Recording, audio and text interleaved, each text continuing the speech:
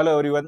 स्वागत है एक बार फिर आप सभी का आरपीएससी फर्स्ट ग्रेड बायोलॉजी की यूट्यूब की दुनिया की सबसे बेहतरीन क्लास के अंदर। और आज हम पढ़ने वाले हैं आरपीएससी फर्स्ट ग्रेड बायोलॉजी के अंदर सबसे बेहतरीन यूनिट के बारे में, जिसका नाम आपने थंबनेल में देख लिया होगा, जो हमारे बायोस्टैटिक्स। सबसे सिंपल यूनिट और सबसे इम्पोर्टेंट यूनिट। सिंपल कैसे मैं आपको अभी बताऊंगा, और इम्पोर्टेंट कैसे है। इस यूनिट के मैक्सिमम बच्चों के क्वेश्चन उसको रॉन्ग करके आते हैं। जो इस यूनिट के क्वेश्चन को सही करके आ जाता है, राइट करके आता है, उसको वहां से बेनिफिट उसको वहां से बेनिफिशियल मिलता है। तो मतलब ये सबसे सिंपल यूनिट है। सिंपल इसलिए है कि यहाँ से क्वेश्चन हर कोई सोल्व नहीं कर पाता है, और जो इस क्वेश्चन को सोल्व कर लेता है उसको वहां से फायदा मिलता है। तो बिल्कुल नॉर्मल यूनिट है, केवल एक दो टॉपिक के जैसे दो तीन टॉपिक के ऊपर यहाँ से बार बार क्वेश्चन को पूछा जा रहा है। अब दूसरी बात, इस बार जो हमारा नया सिलेबस आया फर्स्ट ग्रेड का, उस सिलेबस के अंदर आपके केवल मीन, मीडियन, मोड और सेंट्रल स्टैंडर्ड डेविएशन को रखा गया, बाकी सबको हटा दिया गया। जैसे आपके जो थे ना डाटा रिप्रेजेंटेशन, जो जैसे हिस्टोग्राम था, पाई चार्ट थे, बार डायग्राम थे, और जो कुछ भी था वो सब हटा दिया गया है। उसकी जगह इन्होंने बायो इन्फॉर्मेटिक्स को ऐड किया है। तो इस बार बायोस्टेट इस यूनिट से बायोस्टेटिक्स से आपके जो जो क्वेश्चन आ सकते हैं, मतलब किस टाइप के क्वेश्चन आ सकते हैं, वो आपको यहाँ पे पता लग जाएगा। इससे बार आपका क्वेश्चन, मतलब कहने का मतलब यहाँ मतलब मीन, मोड, मीडियन और स्टैंडर्ड डेविएशन से पूछे जाने वाले क्वेश्चन का टाइप क्या होगा, उसका फॉर्मेट क्या होगा, वो आपको यहाँ पता पड़ेगा। ये सभी के सभी पीवाईक्यू है जो पहले फर्स्ट ग्रेड बायोलॉजी के अंदर पूछ रखे हैं। अब मैं आपको बताता हूँ फर्स्ट ग्रेड के अंदर कहाँ से, मतलब कौन से टॉपिक से कौन कौन से क्वेश्चन आ रखे हैं बायोस्टेट के अंदर, हम वो नोट करेंगे। अब देखो, सबसे पहले हम देखेंगे, इस बार ध्यान रखना ये वाला हमारे कोर्स में नहीं है ना, ये वाला पोर्शन इस बार हमारे कोर्स से हटा दिया गया है। ग्राफिकल रिप्रेजेंटेशन ऑफ डाटा, जिसके अंदर हम पढ़ते थे पाई डायग्राम के बारे में, बार के बारे में, हिस्टोग्राम। तो ये यहाँ से 7 क्वेश्चन आ रखे हैं, जो लास्ट अपने जो 6 पेपर हुए उसके अंदर, ये इस बार कोर्स में नहीं है। ये हमारे कोर्स के अंदर है, तो हमारे लिए ये ज्यादा इंपॉर्टेंट होता है। मीन, मीडियन, मोड, और ये क्वेश्चन एक बार यहाँ से पूछे हुए हैं। और सेंट्रल टेंडेंसी को निकालने का सबसे बेस्ट कौन सा, इन तीनों में से आपने पढ़ रखा होगा यूनिट पूरी, और इसके बारे में इनके बीच में क्या रिलेशन है, यहाँ से भी क्वेश्चन आ रखा है। तो यहाँ से आपके 7 क्वेश्चन आ रखे हैं। अब आपके लिए सबसे इंपॉर्टेंट इनमें से कौन सा टॉपिक है, तो सबसे इंपॉर्टेंट टॉपिक आपके हो जाएगा एक तो 2 नंबर। और दूसरा आपके कोर्स में इस बार ऐड किया हुआ है ये सेंट्रल टेंडेंसी के बारे में। ये भी आपके इस बार इसको ऐड किया हुआ है, हिंदी में बोलते हैं मानक विचलन। सेंट्रल डेविएशन है ना, हाँ, सेंट्रल डेविएशन।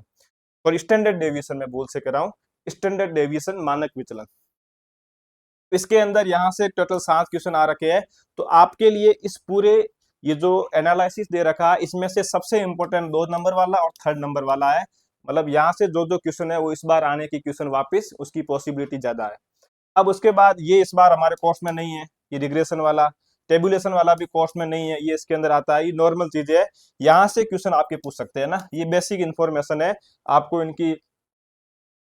हाँ, ये वाला नहीं, सॉरी, ये वाला नहीं, अपने ये वापस इंपॉर्टेंट है। इसकी डेफिनेशन के बारे में, मीन, मोड, मीडियन के बीच में क्या रिलेशन है, यहाँ से क्वेश्चन आपके एग्जाम में आ सकता है। तो इस पूरे एनालिसिस के अंदर आपके लिए जो सबसे इंपॉर्टेंट पॉइंट है वो 2 नंबर, ये 3 नंबर और वापस 8 नंबर। ये तो आपको समझ आ गया होगा। टोटल अभी तक आपके बायोस्टेट के आई थिंक 28 क्वेश्चन आए हैं। ये जैसे यहाँ दे रखा मैंने, बायोस्टेट के टोटल 28 क्वेश्चन आए हैं। सबसे ज्यादा मीन, मीडियन और मोड से आ रहे हैं। उसके बाद में सेंट्रल जो आपके स्टैंडर्ड डेविएशन है, वहां से क्वेश्चन आ रहा है। और बाकी वाले जो जो क्वेश्चन आ रखे हैं वो आपके सिलेबस के अंदर इस बार नहीं है। अब हम चलते हैं आगे की ओर। ये रहा हमारी क्लास का फर्स्ट क्वेश्चन। इस क्वेश्चन को सोल्व करो, इस क्वेश्चन को सोल्व किया जाए। क्वेश्चन को पढ़ो फिर सोल्व करो, बिल्कुल सिंपल क्वेश्चन इन्होंने पूछ रखा है।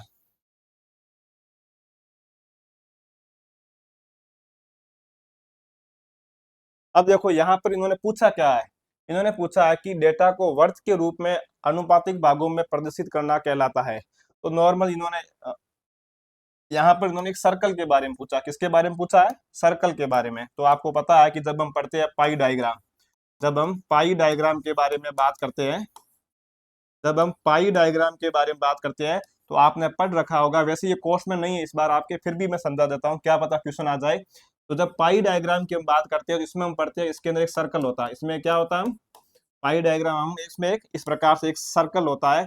इस सर्कल के अंदर मतलब इसके अंदर कई पार्ट होते हैं, इस सर्कल के अंदर मैनी पार्ट होते हैं, इस सर्कल के अंदर मैनी पार्ट होते हैं, और ये जो पार्ट होते हैं ये डाटा के अनुसार होते हैं। किसके अनुसार होते हैं?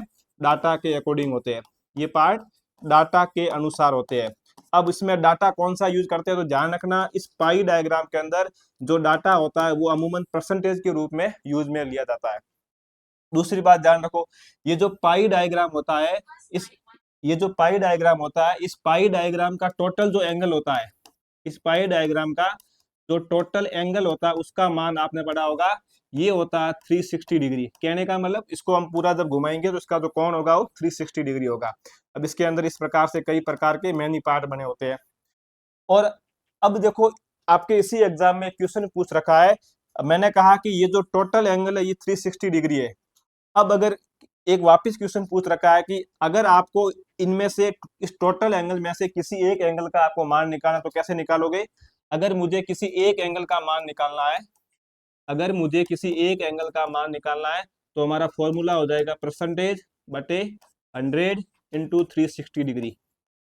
ये फॉर्मूला आगे हमारे काम आएगा एक क्वेश्चन को सोल्व करने के अंदर, उसमें देखेंगे। तो यहाँ पे ये होता है आपके पाई डायग्राम के बारे में। इसके बारे में ज्यादा नहीं बताऊंगा मैं, क्योंकि इस बार हमारे सिलेबस के अंदर ये टॉपिक ऐड नहीं है। तो यहाँ पे इन्होंने पूछा वृत्त के रूप में आनुपातिक भागों में, तो यहाँ पर देखो इसको है ना ऐसे, ये परसेंटेज के रूप में डाटा के अकॉर्डिंग एक अनुपात के रूप में यहाँ इसमें बताया जाता है। तो ये आपके होता है पाई डायग्राम के अंदर, तो हमारा राइट आंसर हो जाएगा पाई डायग्राम। अब इसमें देखो एक आता है काई डायग्राम। तो बायोस्टेट के अंदर काई डायग्राम नाम से कोई डायग्राम नहीं होता है, काई स्क्वायर टेस्ट होता है जो हमारे कोर्स में नहीं है, नहीं पढ़ेंगे। दूसरा आता है बार डायग्राम, ये बता देता हूँ। बार डायग्राम क्या होता है तो ध्यान रखो। तो बार डायग्राम का मतलब होता है कि इस प्रकार से आपने पढ़ी होगी, ऐसे वर्टिकल बार पाए जाते हैं, इस प्रकार से वर्टिकल बार पाए जाते हैं, इसको हम बोलते हैं बार डायग्राम। अब ये जो बार डायग्राम होता है ये वर्टिकल या हॉरिजॉन्टल होता है, लेकिन यहाँ पर हमें सर्कल के बारे में पूछ रखा है, तो सर्कल जो होगा वो पाई डायग्राम होगा। इसके अलावा एक आपका हिस्टोग्राम होता है, ये कोर्स में नहीं है, लेकिन बार डायग्राम और हिस्टोग्राम डायग्राम में डिफरेंट क्या है? तो डिफरेंट ये होता है कि बार डायग्राम के अंदर हम डिस्क्रीट सीरीज को यूज में लेते हैं, और हिस्टोग्राम के अंदर हम कंटिन्यूस सीरीज को यूज में लेते हैं। दूसरा और डिफरेंट क्या है? और डिफरेंट ये है कि जो बार डायग्राम होता है, इसकी जो इसके बीच में जो स्पेस होता है ये इसमें फिक्स होता है। मतलब जैसे एक ये बार वापस, एक वापस यहाँ, तो इनके बीच का स्पेस जो होगा फिक्स होगा, लेकिन जो जो हिस्टोग्राम होगा, हिस्टोग्राम के अंदर किसी भी प्रकार का गैप वहां पे नहीं होता है। तो आया समझ में? ये था आपके बार डायग्राम, पाई डायग्राम। ज्यादा मैं इस पे इसलिए नहीं बता रहा हूँ, इस बार हमारे सिलेबस में ये ऐड नहीं है। अब चलो अगले क्वेश्चन पे। ये हमारे सिलेबस के अंदर है, इसको आप अच्छे से पढ़ो और सॉल्व करो। ये हमारे कोर्स में दे रखा है, और ये बहुत इंपॉर्टेंट टॉपिक है, यहाँ से क्वेश्चन आ सकता है एग्जाम के अंदर हमारे। तो सॉल्व किया जाए।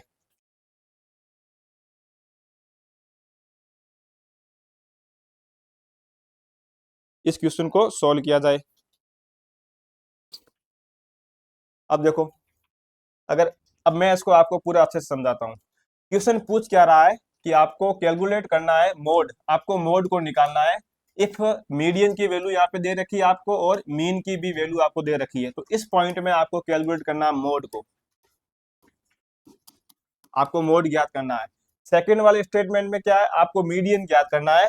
तो इस पॉइंट में आपको क्या ज्ञात करना है? आपको मीडियन ज्ञात करना है। ये दो ज्ञात करने हैं। अब इसको अपन सोल्व करते हैं। इस क्वेश्चन को समझ लेना, ये वापस आ सकता है, इंपॉर्टेंट है। अब आपने पढ़ा होगा कि एक फॉर्मूला आता है मीडियन तथा मोड, और मीन, मीडियन और मोड में रिलेशन क्या है उसके ऊपर एक फॉर्मूला आता है, three median minus two mode, sorry two mean.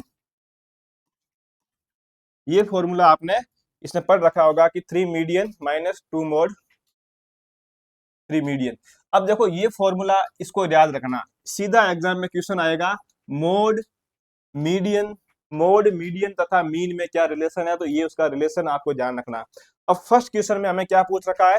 First statement में हमें पूछा है कि आप इसका मोड ज्ञात करो। हमें क्या ज्ञात करना है? हमें मोड ज्ञात करना है। हमें क्वेश्चन में क्या क्या दे रखा है? तो क्वेश्चन में हमें एक तो दे रखा है मीडियन दे रखा है, एक हमें क्या दे रखा है? मीडियन। दूसरा हमें क्या दे रखा है? दूसरा हमें इसके अंदर मीन दे रखा है। अब देखो इधर हमें मीडियन और मीन कितने दे रखे हैं? तो मीडियन हमें दे रखा है 24 और हमें मीन दे रखा है 25। तो मीडियन दे रखा है हमें 24 और ये हमें दे रखा है 25। आया समझ में? अब ये आप फॉर्मूला यहाँ पे लगा दो। जब हम इस फॉर्मूले को यहाँ हम अप्लाई करेंगे तो हमारे पास हो जाएगा मोड बराबर 3 × 24, 3 × 24 माइनस ये हमारा हो जाएगा 2 × 25। अब जब आप इसको सोल्व करोगे 3 × 24 को, तो ये 12 2, तो ये हो जाएगा 72 माइनस हो जाएगा 50। अब जब आप इसको और सॉल्व करोगे तो 72 में से ये तो माइनस में बचेगा 22 तो हमारा मोड कितना आ गया? 22 हमारा मोड आ गया। अब इसके अंदर हमें और क्या पूछा? और इन्होंने पूछा है कि आपको सेकंड स्टेटमेंट में पूछ रखा है कि आपको क्या ज्ञात करना है? बी पॉइंट में आपको ज्ञात करना है मीडियन। इसका आपको मीडियन ज्ञात करना है। अब सर मीडियन कैसे ज्ञात करेंगे? इसी फॉर्मूले को आपको वापस यूज में लेना। अब मैं बताऊंगा फॉर्मूला आपको यूज कैसे में लेना है। अब देखो क्वेश्चन में दे क्या रखा, पहले वो देखो। क्वेश्चन में मोड में दे रखा है 30 और मीडियन दे रखा है, सॉरी मीन दे रखा है हमें 33। तो सॉरी, क्वेश्चन के अंदर हमें मोड दे रखा है 30 और हमें मीन दे रखा है 33। उसी सेम फॉर्मूले को आप यहाँ पे लगाओ। जो फॉर्मूला वहां पे था उसी सेम को आप यहाँ पे लगाओ। अब देखो हमारे पास फॉर्मूला क्या है? फॉर्मूला हमारे पास है मोड बराबर, मोड का मान कितना है? पहले मैं फॉर्मूला लिख रहा हूँ। फॉर्मूला हमारे पास है मोड बराबर 3 × मीडियन माइनस 2 × मोड। ये हमारा फॉर्मूला था, सॉरी मीन। यही हमारे पास यही हमारा फॉर्मूला है। इसी को वापस लगाओ। मोड कितना दे रखा है इस क्वेश्चन में? मोड दे रखा है यहाँ पर 30, बराबर किसके है? ये बराबर आपके हो जाएगा ये 3। मीडियन कितना दे रखा है? तो यहाँ पर मीडियन हमें ज्ञात करना है, हमारे पास दिया हुआ नहीं है। हमें मीडियन यहाँ पे क्या करना है? इसको हमें ज्ञात करना है। ये हमारा हो गया एक फॉर्मूला। अब देखो आप, अब फिर -2 मोड कितना दे रखा है हमारे पास? मोड हमें दे रखा है इन्होंने, सॉरी मीन है ना, मीन है। मीन हमें दे रखा है 33। मीन कितना दे रखा है? 33। अब इसको सोल्व करो तो मुझे पता है, अगर मैं सोल्व करूंगा तो ये मोड बराबर 30, ये मुझे अभी तक यहाँ पे ज्ञात करना है, ये मुझे 3 मीडियन मुझे ज्ञात करना है, माइनस जब मैं इसको मल्टीप्लाई करूंगा ये हो जाएगा 66। अब इसको और सोल्व करो।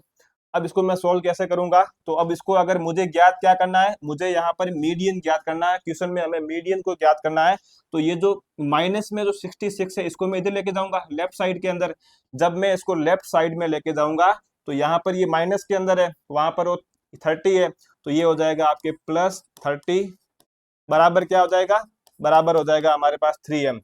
अब हमें मीडियन ज्ञात करना है। तो मुझे पता है कि जब मुझे मीडियन ज्ञात करना है, जब मुझे मीडियन ज्ञात करना है, इन दोनों को मैं मल्टीप्लाई करूंगा तो आपके ये हो जाएंगे 6, ये हो जाएंगे 96, ये आपके हो जाएंगे 96 और अपॉन आ जाएगा 3। अब इसको आप सोल्व कर दो।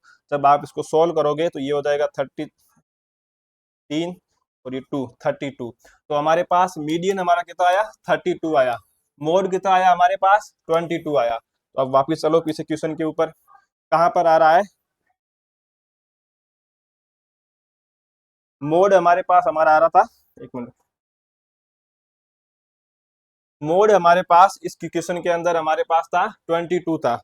मोड है हमारे पास 22, तो हमारा मोड हो जाएगा ये 22 और मीडियन हमारे पास आ रहा था 32। तो इसका हमारे राइट आंसर हो जाएगा ऑप्शन नंबर 4। आपको आया समझ में ये कैसे आया? उम्मीद करता हूं कि आपको ये समझ में आ गया होगा। अब देखो उसके अलावा एक क्वेश्चन ये भी कभी बन सकता है कि आपको यहाँ पे वो फॉर्मूला निकाल, मतलब मैं आपको डायरेक्ट बता देता हूँ, अगर इस क्वेश्चन को, अगर आपको ये वाला फॉर्मेट पूरा समझ में आया तो अच्छी बात है भाई, कैसे सोल्व करना है। अगर ये फॉर्मेट समझ में नहीं आया पूरा तो मैं आपको डायरेक्ट फॉर्मूला बताता हूँ मोड निकालने का, मीडियन निकालने का और मीन निकालने का। अब देखो उसका डायरेक्ट फॉर्मूला क्या है। अगर आपको पूछे, अब डायरेक्ट अगर आपको पूछे मोड निकालो, तो मोड का फॉर्मूला आपको ध्यान रखना पड़ेगा। मोड का आपके फॉर्मूला हो जाएगा 3 मीडियन माइनस हो जाएगा 2 मीन। ये तो आपके फॉर्मूला किसका है? अपने मोड का है। अगर आपको पूछे मीडियन निकालो, अगर आपको पूछे मीडियन निकालो, तो मीडियन का फॉर्मूला क्या होगा? यहाँ पर आओ, मीडियन का फॉर्मूला यहां से निकालो। ये क्या था हमारे पास? मोड था हमारा, ये मोड था। ये क्या था हमारे पास? ये मीन था। हम क्या कर रहे थे? दोनों को टोटल कर रहे थे ना, हम इस मोड और मीन को दोनों को टोटल कर रहे थे। तो यहाँ पर इसको आप टोटल करो। तो मैंने कहा कि मोड प्लस मीन, इन दोनों को आपको टोटल करना है। हम इसके अंदर किसको मल्टीप्लाई कर रहे थे? हम 3 को मल्टीप्लाई कर रहे थे। हमने इसके अंदर 3 का भाग दिया था ना, ये देखो हमने यहाँ पर 3 का भाग दिया था, तो इसके अंदर हमने इसको 3 में इसको डिवाइड किया था। तो ये फॉर्मूला हो जाएगा आपके मीडियन का। आया समझ में? अब अगर कोई आपको पूछे कि मीन का फॉर्मूला क्या होगा, तो मीन का फॉर्मूला जब आपको निकालना होगा, ये मीन बराबर आपके हो जाएगा 3 median, 3 median minus mode, 3 median minus mode. और मल्टीप्लाई में क्या होगा? मल्टीप्लाई में यहाँ पे 2 आएगा, क्योंकि 2 इसलिए आएगा कि मीन के साथ में जो 2 था वो नीचे डिवाइड में आ जाएगा जब मीन बराबर आएगा। तो इस फॉर्मूले को ध्यान रखना, आपके यहाँ से कई सारे क्वेश्चन आपके सोल्व हो जाएंगे। आया समझ में? फिर भी अगर आपको ये वाला मेथड पूरा समझ नहीं आया, तो आप वीडियो को एक बार वापस देख लेना, आपको समझ आ जाएगा ये। अब अपन चलते हैं अगले क्वेश्चन के ऊपर अपने। ये इंपॉर्टेंट है, इसको आप वेरी वेरी इंपॉर्टेंट मानना, यहाँ से क्वेश्चन कई बार एग्जाम में आ रखा है। इस क्वेश्चन को सोल्व करो। प्रथम 10 प्राकृतिक संख्याओं का मानक विचलन क्या होगा? स्टैंडर्ड डेविएशन क्या होगा? फर्स्ट 10 मानक संख्याओं का।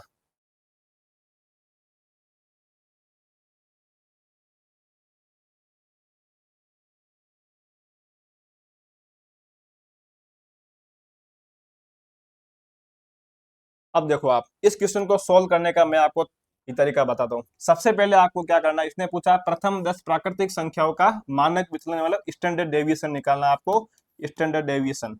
अब देखो ध्यान रखना, जब भी किसी क्वेश्चन में पूछे ना कि आपको उसका स्टैंडर्ड डेविएशन निकालना है, तो सबसे पहले आपको उसका मीन निकालना, मतलब इसमें 2 स्टेप होंगे। सबसे पहले आप उसका मीन निकालोगे, मीन निकालने के बाद आप उसमें एक टेबल बनाओगे, आप उसमें टेबल बनाओगे, टेबल बनाने के बाद आप उसका निकालोगे स्टैंडर्ड डेविएशन, तब जाके आपका ये क्वेश्चन आपसे सोल्व होगा। आया समझ में? तो इसका मतलब हमें सबसे पहले क्या निकालना पड़ेगा? इसके अंदर मीन निकालना पड़ेगा। अब देखो, हमारे पास प्रथम 10 नेचुरल संख्या है, फर्स्ट प्रथम 10 नेचुरल संख्या है। इसका मतलब मैं कह सकता हूँ 1 से लगाकर 10 तक। अब अगर आपको इसका मीन निकालना, तो आप मीन कैसे निकालोगे? तो हमें पता है कि इसका अगर मुझे मीन निकालना है, तो मीन क्या हो जाएगा? मीन का हमारे पास समेशन एक्स अपॉन एन, यही होता है ना मीन में। भाई मीन को हम एक्स बार बोलते हैं। अब जब आपको पता है कि जब आप इसको टोटल कर, जैसे यहाँ पे 2 3 4 5 6 7 8 9 10, इन सब का आप टोटल करोगे, तो ये आपके हो जाएगा 55। और एन कितने हो जाएंगे? टोटल ऑब्जर्वेशन कितने हैं? 10 डाटा है। तो जब आप इसको मल्टीप्लाई करोगे, तो ये आपके पास आ जाएगा 5.5।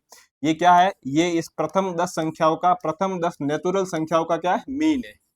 ये क्या है? प्रथम 10 नेचुरल संख्याओं का मीन है। तो मैंने आपको बताया था स्टेप फर्स्ट हमारा होना चाहिए, हमें उस क्वेश्चन का मीन निकालना है जब स्टैंडर्ड डेविएशन का पूछे। अब देखो सेकंड में क्या है, अब आता है स्टेप सेकंड। अब आता है स्टेप सेकंड।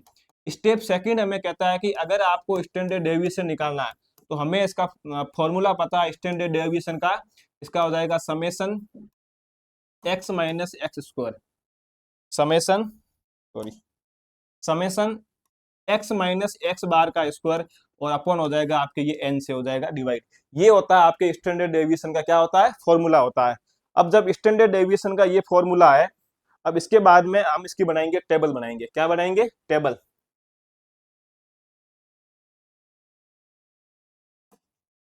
अब देखो मैं यहाँ पे लिख रहा हूं, अब आपको यहाँ बनानी टेबल फॉर्मेट, ये टेबल फॉर्मेट। अब देखो यहाँ पे आपको ये दे रखी है 10, आपको नेचुरल संख्या दे रखी है। उसके अलावा आपको एक्स माइनस एक्स बार निकालना है, एक्स माइनस एक्स बार, ये जैसे हम यहाँ निकालेंगे।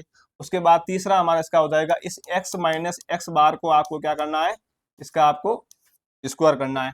तो अब मैं इस टेबल को बना रहा हूँ, इस क्वेश्चन को समझना। हमारे पास संख्या कितनी दे रखी है? 1, 10 नेचुरल संख्या 2 3 4 5 और 6, ऐसे ऐसे करके 10 तक है। अब देखो हमारे पास x का मान कितना है? x का मान है 1। हमारे पास मीन कितना आया था? हमारा मीन हमारे पास आया था 5.5 आया था। तो इस 1 में से आपको 5.5 निकालना है, पीछे बचेगा माइनस का 4.5। आपको इस 2 में से 5.5 को कम करना है, तो पीछे आपके यहाँ बचेगा 3.5। आपको 3 में से माइनस में से 5.5 करना है, तो यहाँ आपका बचेगा 2.5। 2.5। अब अगर आपको इस 4 में से माइनस 5.5 करना है, तो पीछे आपका यहाँ बचेगा 1.5। आपको ऐसे ऐसे करके ये पूरा सोल्व करना है। आया समझ में? अब उसके बाद क्या करना, अब उसके बाद आपको इसका स्क्वायर करना है। ये जो है ना 4.5, आपको इसका स्क्वायर करना है। आपको 3.5 का स्क्वायर करना है। उसके बाद आपको 2.5 का स्क्वायर करना है। 2.5 के बाद में अब जब आप इसको स्क्वायर करोगे इस माइनस 4.5 को, तो ये आपके हो जाएगा 20.25। उसके बाद आप 3.5 को स्क्वायर करोगे तो ये आपके हो जाएगा 12.25। उसके बाद आप 2.5 को स्क्वायर करोगे तो ये हो जाएगा 6.25। ऐसे ऐसे करके आपको ये पूरा सोल्व करना है। लास्ट में यहाँ पे आपको इसका समेशन निकालना है, मतलब आपको इसका टोटल निकालना है। तो टोटल आपको अगर इसका निकालना है तो समेशन बराबर हो जाएगा आपके, इसका आपको टोटल करना है, summation X minus X bar square का टोटल करना है। जब इसका आप टोटल करोगे, यहाँ वाला तो ये जो डाटा आ रहा है, आप इसको जब टोटल करोगे, ये जो डाटा आपके आएगा निकल के, इसको आप कैलकुलेट कर देना मोबाइल से। तो ये डाटा जो आपके निकल आ रहा है, ये आएगा 82.5। ये डाटा कितना आएगा? ये डाटा आपके आएगा 82.5। यहाँ हमने इसको स्कोर किया, उसके बाद हमने इसका टोटल निकाला, तो मैंने इसका लगा दिया समेशन। तो जब ये डाटा तो यहाँ पूरा आएगा ना, इसका जो टोटल होगा वो आपके होगा 82.5। अब मेरे को बताओ स्टैंडर्ड डेविएशन का फॉर्मूला क्या है। तो हमें पता है कि स्टैंडर्ड डेविएशन का जो फॉर्मूला हमारे पास है वो है समेशन एक्स माइनस एक्स बार अंडर रूट, ये हमारा ये स्क्वायर के अंदर है स्क्वायर, और नीचे हो जाएगा आपके एन। यही हमारा स्टैंडर्ड डेविएशन का फॉर्मूला होता है, ये आपने पढ़ रखा होगा, ये स्टैंडर्ड डेविएशन का फॉर्मूला है। अब जब आप ये फॉर्मूला वहां पे लगाओगे, अब आप इस फॉर्मूले को लगाओ। तो मैं जब इस फॉर्मूला को यहाँ यूज करूंगा, अब आप इस फॉर्मूले को यूज करो, तो हमें पता है कि स्टैंडर्ड डेविएशन, अब मेरे पास x minus X bar square का मान कितना है 82.5। तो मैंने कहा 80 सॉरी, तो ये 82.5 अपॉन कितना करना n, n का मान कितना हमारे पास पूरा 10 आ रहा, कितना है 10 है, ये 10 और ये अंडर रूट। अब आप इसको आगे और इसको जाके सोल्व करोगे 82.5 में आप 10 का भाग दो। जब आप इसमें 10 का भाग दोगे तो आपकी ये संख्या आ जाएगी 8.25। ये आपकी संख्या आ जाएगी, इसमें आप भाग दोगे तो 8.25 अंडर रूट। अब आप इस अंडर रूट को यहाँ से हटा दोगे तो आपकी ये संख्या हो जाएगी 2.28 हो जाएगी। इसको सोल्व कर देना, मतलब जितनी भी आई संख्या लगभग 2.28 होगी। 2.28, एक मिनट, 2 2 4 3, 2.87 है ना, ध्यान रखना 2.87 होगी, ये संख्या होगी आपकी 2.87। तो मैं उम्मीद करता हूं कि आपको ये क्वेश्चन अब समझ आया होगा। तो इसके ऑप्शन देख लो, 2.87, इसका राइट आंसर हो जाएगा ऑप्शन नंबर थर्ड। ये हमारे सिलेबस के अंदर है, क्वेश्चन आ सकता है। वापिस समझो कैसे सॉल्व करना है। जब भी किसी क्वेश्चन में आपको पूछे कि स्टैंडर्ड डेविएशन निकालो, तो कैसे निकालोगे? स्टैंडर्ड डेविएशन निकालने का सबसे पहले ध्यान रखो कि हमें उसका मीन निकालना है। आप मीन निकालोगे, तो मैंने यहाँ पे इसका मीन निकाला, प्रथम 10 नेचुरल संख्या का मैंने मीन निकाला, तो मीन आ गया मेरे पास 5.5। अब मुझे उसका स्टैंडर्ड डेविएशन निकालना है, लेकिन स्टैंडर्ड डेविएशन निकालने के लिए मेरे पास ये फॉर्मूला है कि summation X minus X bar का स्क्वायर अपॉन एन। अब अगर मुझे मेरे पास ये फॉर्मूला है, तो मुझे इस फॉर्मूले को मुझे यूज करना है टेबल के अंदर। मुझे टेबल बनानी है। फर्स्ट जो अपने आपके इक्वेशन में दे रखा है नेचुरल संख्या का 1 से लगाकर 10 तक। उसके बाद में यहाँ पर मैंने इसको x माइनस एक्स बार किया, मतलब मैंने मीन से उसको माइनस किया, उसमें कितना डेविएशन आ रहा है मैंने वो देखा। तो मैंने लिखा कि यहाँ पे डेविएशन -4.5 है, ये -3.5 है, -2.5 है। फिर मैंने इसका स्क्वायर किया, तो हमारे पास ये डाटा आया। स्क्वायर करने के बाद में आपको इसका टोटल योग, मतलब जो ये x minus X bar square, इसको आपको टोटल योग करना है, इसका आपको टोटल करना है। जब आप इसका टोटल करके रो, तब आपका क्वेश्चन सोल्व हो गया। अब आपके पास ये डाटा आ गया 82.5। अब इसको अपने फॉर्मूले में रख लो। जब आप फॉर्मूले में रखोगे, इसको सोल्व कर दो, तो आपके ये आंसर आ जाएगा 2.87। तो इस क्वेश्चन का आंसर क्या हो जाएगा हमारे? 2.87 हो जाएगा इसका राइट आंसर। अब चलते हैं हमारे नेक्स्ट क्वेश्चन के ऊपर। ये हमारे कोर्स में नहीं है इस बार। ये पूछ सका the direction of regression line in indicate by. तो नंबर एक बात, ये क्वेश्चन आरपीएससी ने डिलीट किया था क्योंकि इसमें 2 स्टेटमेंट उन्होंने सही दे रखे थे। अब मैं इसके ऊपर ज्यादा बात नहीं करूंगा क्योंकि ये हमारे कोर्स के अंदर नहीं है, तो ये क्वेश्चन आपका डिलीट है, डिलीट भी है और हमारे कोर्स में नहीं है इस बार। Which type of graphical representation of data is commonly use for percentage. देखो ये वापिस आ गया ना, मैंने बताया था ना पाई चार्ट के अंदर हम परसेंटेज को काम में लेते हैं, ये मैंने आपको बताया था पाई चार्ट के अंदर हम परसेंटेज को काम लेते हैं, हमारे कोर्स में नहीं है, लेकिन इसका राइट आंसर हो जाएगा आपके ऑप्शन ऑप्शन नंबर 2, मतलब पाई चार्ट। अब देखो यहाँ एक दे रखा आपके लाइन चार्ट। क्या है लाइन चार्ट? क्या होता है लाइन चार्ट? जो होता है इसका मतलब ये है ना, समय के साथ में चेंज होता है। लाइन चार्ट उसको बोलेंगे ये टाइम के अकॉर्डिंग इसमें चेंज होता रहता है। जैसे एग्जांपल देख लो, जैसे टेम्परेचर के अंदर चेंज होना, जैसे टेम्परेचर के अंदर चेंज होना समय के साथ में। दूसरा एग्जांपल देख लो, जैसे हमारा शेयर मार्केट है, हमारा जो शेयर मार्केट होता है, शेयर मार्केट के अंदर आपने देखा होगा वो ऐसे लाइन होती है, ऐसे ना, आपने ऐसे इस प्रकार लाइन होती है ना, इसको हम बोलते हैं लाइन चार्ट। मतलब जहां पर समय के साथ में लाइन के द्वारा बताया जाता है उसको बोलते हैं लाइन चार्ट। उसके बाद और देखो, जैसे हिस्टोग्राम है, अपने कोर्स में नहीं है ये, मैंने वैसे अपने कोर्स में नहीं है, लेकिन हिस्टोग्राम क्या होते हैं, इस प्रकार के ऐसे आयताकार ऐसे पट्टियां बनाई जाती है। मतलब ये ऐसे लंबाई जो होती है वो इसकी जो लंबाई होती है, ये लंबाई डिपेंड करेगी इस डाटा के अकॉर्डिंग, मतलब उस डाटा का मान कितना उसके अकॉर्डिंग इसकी लंबाई डिपेंड करती है। दूसरी इंपॉर्टेंट बात ये है कि हिस्टोग्राम के अंदर हम कंटिन्यू सीरीज को यूज में लेते हैं। ये हमारे बायोलॉजी के कोर्स में नहीं है, आपके जीके वाले पोर्शन हो सकता है, तो वो मुझे पता नहीं है। इस क्वेश्चन का हमारा राइट आंसर हो जाएगा पाई चार्ट, जो मैंने आपको पीछे बताया था। अगले क्वेश्चन को सोल्व करो। केंद्रीय प्रवृत्ति का सर्वोत्तम माप क्या है? Best measure of the central tendency. करो इसको सोल्व। केंद्रीय प्रवृत्ति का बेस्ट मान क्या है?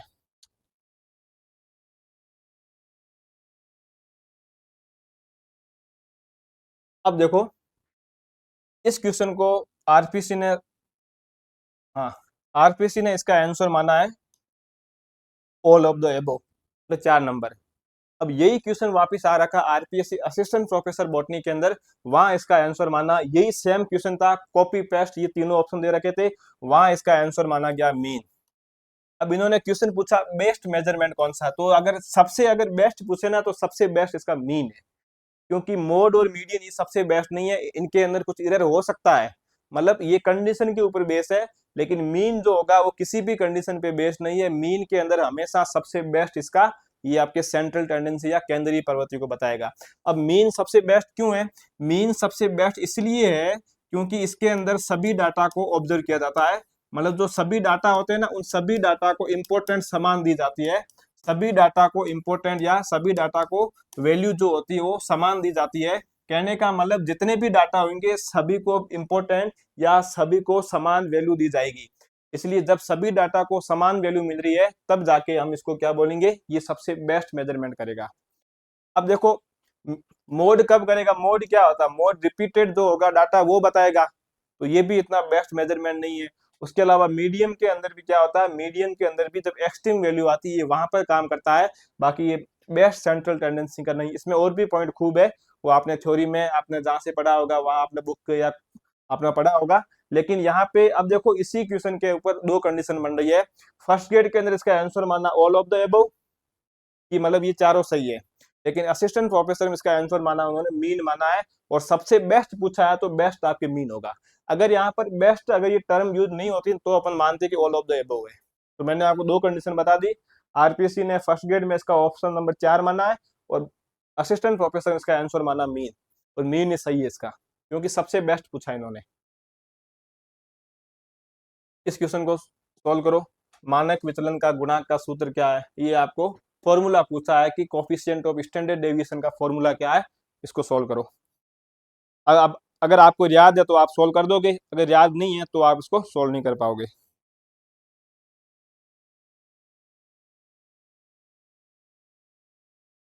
अब देखो इसको मैं आपको सोल्व कराता हूँ। अब देखो जब जब कोफिशिएंट ऑफ स्टैंडर्ड डेविएशन की बात होगी तो इसका फॉर्मूला जो आपके होगा वो आपके होगा सिग्मा अपॉन एक्स बार। यहाँ पे जो आपके ये जो सिग्मा है ये तो आपके स्टैंडर्ड डेविएशन है, और ये जो एक्स बार है ये आपके मीन है। अब मीन के बारे में आपने पढ़ रखा होगा, मैं आपको बताता हूँ स्टैंडर्ड डेविएशन क्या है। स्टैंडर्ड डेविएशन का मतलब होता है ये मीन से डाटा, मीन से मीन से डाटा में कितना स्प्रेड है, डाटा में कितनी भिन्नता है, ऐसे लिख देता हूँ।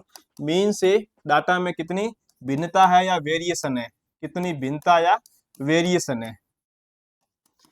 तो स्टैंडर्ड डेविएशन हमें क्या बताता है कि जो मीन आया है उस मीन से जो ऊपर जो मेन डाटा दे रखा था उसके साथ में कितनी भिन्नता है, ये मैं आपको आगे बताऊंगा। वो कितना स्प्रेड है उसके साथ में ये बताता है।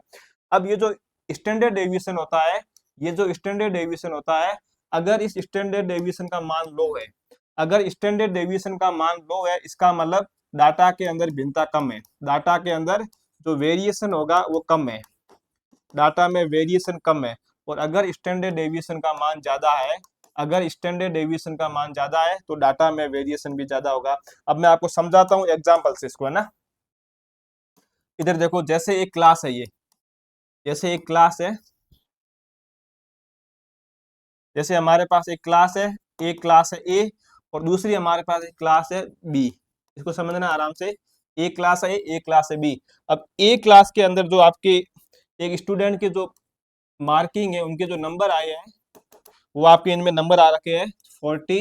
ये मैं आपको एग्जांपल से समझा रहा हूँ। 40, 40, 41, और 41 के बाद में 39, और 39 के साथ में ये 40। मतलब ये इनके मार्किंग, ये इनके नंबर, क्लास ए के अंदर 5 बच्चे हैं, ये उनके नंबर आ रखे हैं 40, 40, 41, 39 और 40। अब उसके बाद आप एक क्लास दूसरी लो, ये क्लास है बी। इस क्लास बी के अंदर बच्चों के नंबर आ रखे हैं 10, ये 40, 70, उसके साथ में 90 और ये 20। अब आप इसका मीन निकालो। जब आप इस क्लास का मीन निकालोगे, जब आप इस क्लास के बच्चों के नंबरों का मीन निकालोगे, तो आपके पास मीन क्या आएगा, आपको पता है कि हमें इसका टोटल करना है। आप इसका जब टोटल करोगे तो इसका मीन जो आएगा लगभग वो आपके 40 के आसपास आएगा। ये इसका मीन है 40 के आसपास। आप जब इस क्लास का मीन निकालोगे, जब आप इस क्लास का मीन निकालोगे तो इसका जो मीन आएगा वो आपके 46 के आसपास, कितना आएगा, 46 के आसपास। अब आप मुझे बताओ, ये इसका मीन आया है, इस मीन का मतलब ये हुआ ना कि मतलब क्लास ए के जो एवरेज नंबर है वो 40 आ रहे हैं। इस मीन का मतलब ये हुआ ना क्लास बी के बच्चों के जो एवरेज नंबर है वो 46 के आसपास आ रहे हैं। अब आप इसको देखो, इस मीन के साथ में इस डाटा के बीच में कितनी भिन्नता है, तो हमें पता है कि इसमें कोई भिन्नता नहीं, ये जीरो है, ये जीरो आ रही है। इस मीन की इसके साथ में जीरो है, मतलब कोई भिन्नता नहीं है। यहाँ की इसके साथ में कितनी भिन्नता, हमें पता है कि 1 की आ रही है। इसके साथ में कितनी है, तो हमें पता है -1 की आ रही है। इसके साथ में कितनी है, जीरो है। ठीक है, अब आप इधर देखो, इस 46 की इसके साथ में कितनी भिन्नता है, खूब सारी भिन्नता है। इसके साथ में कितनी भिन्नता है, यहाँ पर भी खूब सारी, इनमें डिफरेंट ज्यादा है। यहाँ पर भी डिफरेंट आ रहा है, यहाँ पर भी डिफरेंट है, यहाँ पर भी डिफरेंट है। तो अब मैं बोल रहा हूँ, इस क्लास ए का जो स्टैंडर्ड डेविएशन है, क्लास ए का जो स्टैंडर्ड डेविएशन है वो लो है, मतलब कम है। अब मैं यहाँ बात करूंगा तो क्लास बी का जो स्टैंडर्ड डेविएशन है वो अधिक है। स्टैंडर्ड डेविएशन का मतलब मीन के साथ में इस डाटा के साथ में कितना अंतर आ रहा है, मतलब इसमें डाटा कितना स्प्रेड है। तो यहाँ पर डाटा इतना स्प्रेड नहीं है। कहने का मतलब क्लास ए के अंदर स्टूडेंट के जो नंबर है वो स्टेबल है, ऊपर नीचे नहीं है, मतलब सभी स्टूडेंट के नंबर बराबर है। यहाँ आपको स्टैंडर्ड डेविएशन ये बताता है। अब क्लास बी के ऊपर आओ, क्लास बी के अंदर जो मीन का मान आया है, वो जो क्लास बी के बाकी वाले बच्चों के साथ में वो नंबर इतना मैच नहीं कर रहा है, मतलब उनमें डिफरेंस ज्यादा आया। कहने का मतलब क्लास बी के अंदर कुछ बच्चे तो ज्यादा टॉपर है और कुछ बच्चे बिल्कुल जिनके नंबर बहुत कम है। इसका मतलब यहाँ स्टैंडर्ड डेविएशन ज्यादा है। इसको मैं आपको और समझाता हूँ, इसको मैं आपको एक और लॉजिक से समझाता हूँ। अब देखो, मैंने बोला ये एक कोई कोचिंग है। आप मान लो जैसे ये एक कोई कोचिंग है, ये कोई एक कोचिंग क्लास है ए, और ये एक दूसरी कोचिंग क्लास है बी। अब आपको उसमें डाटा ये दे दिया कि अब आपने वहां जाके देखा उस कोचिंग क्लास के बाहर एक बोर्ड लगा हुआ, नोटिस बोर्ड, वहां लिखा हुआ है कि हमारी कोचिंग क्लास का जो स्टैंडर्ड डेविएशन का मान है वो कम है। और जो कोचिंग बी है उसने वहां दे रखा है कि हमारी कोचिंग का स्टैंडर्ड डेविएशन का मान क्या है, ज्यादा है। अब जिसको बायोस्टेट आती है वो तो समझ लेगा कि जिस कोचिंग के स्टैंडर्ड डेविएशन का मान कम है, कहने का मतलब वहाँ सभी बच्चे जो उस कोचिंग के जो सभी बच्चे वो स्टेबल है, मतलब सबके जो सभी बच्चे वो या तो सभी के सभी होशियार है या सभी के सभी एवरेज है। मतलब कहने का मतलब वहाँ सब बच्चे जो है वो एकदम बराबर लेवल के ऊपर मतलब स्टेबल बच्चे हैं। लेकिन जब कोचिंग बी की बात आती है उसके अंदर स्टैंडर्ड डेविएशन का मान ज्यादा है। जब स्टैंडर्ड डेविएशन का मान ज्यादा आता है इसका मतलब उस कोचिंग के अंदर कुछ बच्चे तो ऐसे हैं जो ज्यादा होशियार है और कुछ बच्चे ऐसे हैं जो बहुत कम, मतलब जो ठोठे एकदम, मतलब उन्हें कुछ नहीं आता है, मतलब वो उनके नंबर कम आते हैं और कुछ के नंबर ज्यादा आते हैं। तो जितना स्टैंडर्ड डेविएशन का मान कम होगा उतना मीन्स का मान डाटा के साथ में उनमें डिफरेंस कम होगा, वो हमारे लिए अच्छी बात है। और जिसमें स्टैंडर्ड डेविएशन का मान और मीन्स में डिफरेंस ज्यादा होगा तो वहां पर मीन्स का मान इनमें डिफरेंस ज्यादा होगा। तो मतलब स्टैंडर्ड डिवीजन हमारे लिए क्या होना चाहिए, कम होना चाहिए। जब कम होता है तब हमें लगता है कि ये जो एवरेज निकला है ये एवरेज एकदम सही निकला है। यहाँ पर ये एवरेज इसका सही नहीं निकला है क्योंकि कुछ इसमें इन दोनों के बीच में डिफरेंस ज्यादा आ रहा है। तो मैं उम्मीद करता हूँ आपको ये क्वेश्चन समझ आ गया होगा। बाकी अगर थ्योरी की क्लास होती तो आप वहां में आपको अच्छे से बताता। तो इसका फॉर्मूला क्या हो जाएगा, स्टैंडर्ड डेविएशन का फॉर्मूला हो जाएगा आपके सिग्मा अपॉन एक्स बार। ये भी हमारे कोर्स में नहीं है, पूछ रखा है कि वर्ग की the average value of the lower and upper limit. कुछ नहीं, इन्होंने पूछा है कि जैसे ये कोई 10 है ये 20 है, ये इसकी हो जाएगी आपके लोअर वैल्यू, ये हो जाएगी इसकी अपर वैल्यू। इनका एवरेज क्या कहलाता है, तो आपको पता है कि इनका जो एवरेज निकालना होता है तो माइन प्लस तो इसकी लोअर वैल्यू और इसकी अपर वैल्यू को दोनों को इनका जोड़ कर दो, योग कर दो, नीचे इनके 2 का भाग दे दो। जो संख्या आएगी उसको हम बोलते हैं एवरेज वैल्यू, उसको हम बोलते हैं मिड पॉइंट। तो उसको हम क्या बोलेंगे, मिड पॉइंट बोलेंगे। मतलब लोअर वैल्यू और अपर वैल्यू को दोनों का योग करके उसके नीचे आप 2 का भाग दे दो। 2 का भाग इसलिए दे रहे हैं क्योंकि यहाँ पे 2 डाटा हमारे पास, एक डाटा ये है एक डाटा ये है, उसको हम बोलेंगे मिड पॉइंट। आया समझ में? ये इस बार हमारे कोर्स में नहीं है। फिर ये भी हमारे कोर्स में नहीं है क्योंकि ये सब हमारे हटा चुके हैं। वापस इन्होंने पूछा सर्कल, जब जब सर्कल की बात आए फिर उन्होंने पूछा है कि सर्कल के अंदर सेक्टर है, मतलब उसमें कई सारे सेक्शन है। जैसे ये मैंने बनाया सर्कल, इसका एक सेक्शन ये हो गया, एक सेक्शन ये हो गया, एक सेक्शन ये हो गया, ये सेक्शन अलग अलग है ना। किसकी बात हो रही है, पाई डायग्राम की बात हो रही है। आया समझ में? पाई डायग्राम की बात हो रही है। ज्यादा नहीं बताऊंगा क्योंकि इस बार ये हमारे सिलेबस में नहीं है। अब इसके बाद आगे देखो, वापस क्वेश्चन आ गया, आपको स्टैंडर्ड डेविएशन निकालना है। आपको क्या निकालना है, स्टैंडर्ड डेविएशन निकालना है। क्या दे रखा है, हाइट दे रखी है 10 स्टूडेंट की। वापस से उस क्वेश्चन को याद करो, आपको सबसे पहले इसका मीन निकालना है। आपको सबसे पहले इसका क्या निकालना है, मीन निकालना है। मीन निकालने के बाद इसको आपकी टेबल बनानी है और टेबल बनाने के बाद आपको क्या करना है, आपको स्टैंडर्ड डेविएशन निकालना, आपका सोल्व हो जाएगा। तो आप जब इसका मीन निकालोगे, अब देखो मैं इसको आपको शॉर्ट में करके बता देता हूँ, बाकी मैंने आपको कॉन्सेप्ट बता दिया है। जब अपन इसका फर्स्ट स्टेप हमारा क्या हो जाएगा, तो फर्स्ट स्टेप है कि हमें इसका मीन निकालना है। हम मीन कैसे निकालेंगे, मीन आपको पता है ना, इस टोटल को जोड़ करो, मतलब इनका सबका आप इनको टोटल करो। जब आप इसको टोटल करोगे तो आपकी ये संख्या आ जाएगी लगभग आपके 1630। और ये संख्या कितनी टोटल 10 संख्या है, इसमें 10 का भाग दे दो। जब आप इसको 10 में इसका भाग दोगे तो ये संख्या 0 से 0 गया, पीछे बचेगा आपके 163। तो ये आपका मीन आ गया, ये आपका क्या आ गया, मीन। अब हमें क्या करना है, अब हमें वही वापिस यार टेबल बनानी। टेबल कैसे बनाएंगे सर, तो मैंने कहा था यहाँ पर आपको ये लिखना x, मतलब ये आपको 10 बच्चे दे रखे हैं x, ये आपको सोल्व हो गया ना। हमारा मीन कितना आ रहा है, हमारा मीन आ रहा है 163 है ना, मीन हमारा 163 है। अब उसके बाद आपको क्या करना है, आपको इससे जो संख्या थी इसमें से आपको जो आपका मीन आया उसको आपको माइनस करना है ये। उसके बाद और क्या करेंगे, उसके बाद आपको कुछ नहीं करना है, ये जो हमारा x माइनस एक्स बार है इसको आपको स्क्वायर करना है। तो अब आप इसको सोल्व करो वापिस। तो हमारे पास डेटा कौन कौन से है, डेटा हमारे पास 160, 160, 161, ऐसे ऐसे करके पूरा डेटा लिखना है यहाँ पर। उसके बाद क्या करना है सर, उसके बाद आपको ये 160 x लिखा, माइनस मीन करना, मीन कितना 163, ये आपने किया माइनस 163 कितना आएगा, तो हमें पता है कि 160 में से 163 जाएंगे तो हमारे पास बचेगा माइनस का 3। उसके बाद और क्या करेंगे, 160 माइनस 163, वापिस ये आएगा माइनस का 3।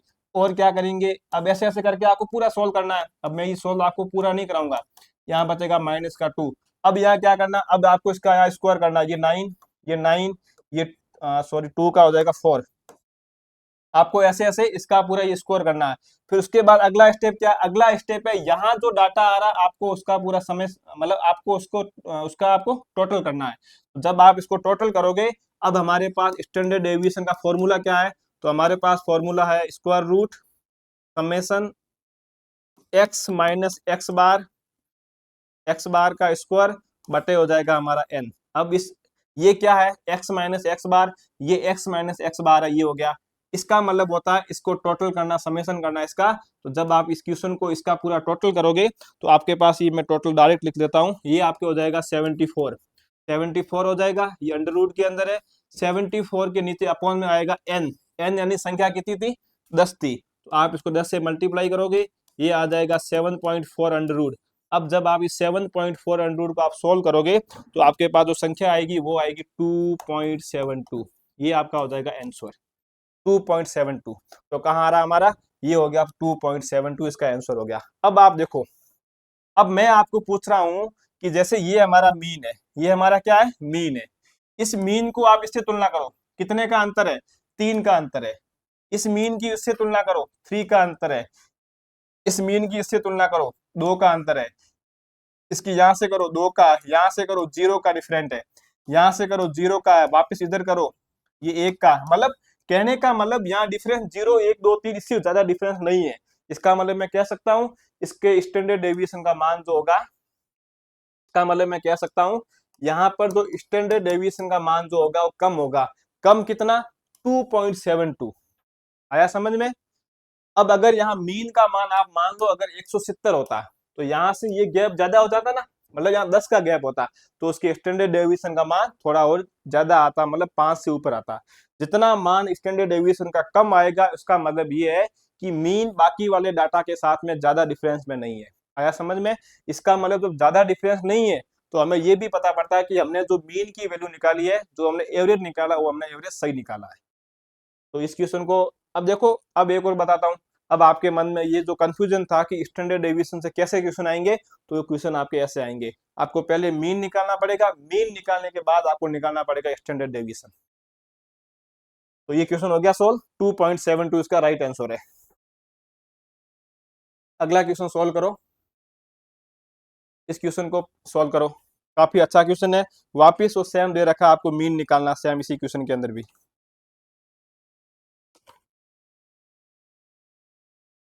इसी क्वेश्चन में भी आपको क्या निकालना है, मीन निकालना है।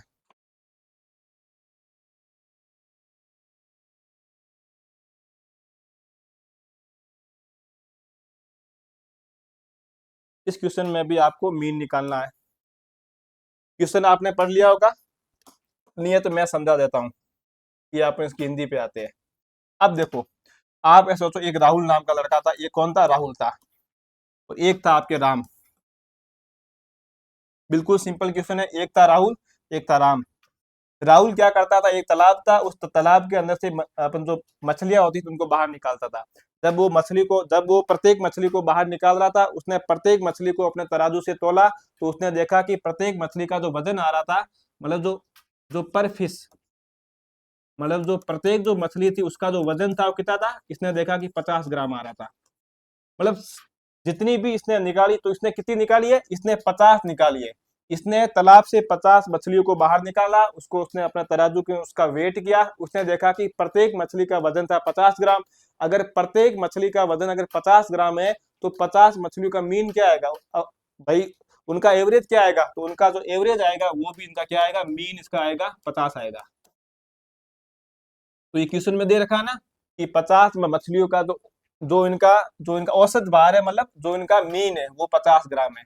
और साथ में दे रखा इसका जो स्टैंडर्ड डेविएशन है, जो इसका मानक विचलन 2.5 ग्राम है। तो इसका जो स्टैंडर्ड डेविएशन है वो कितना है, 2.5 ग्राम। ये तो हमें क्वेश्चन में दे रखा है। उसके बाद राम आता है। राम क्या करता है, राम इस राहुल से ये मछलियां खरीदता है, तो राम देखता है कि इस राहुल ने ये मछलियां सही नहीं तोली है।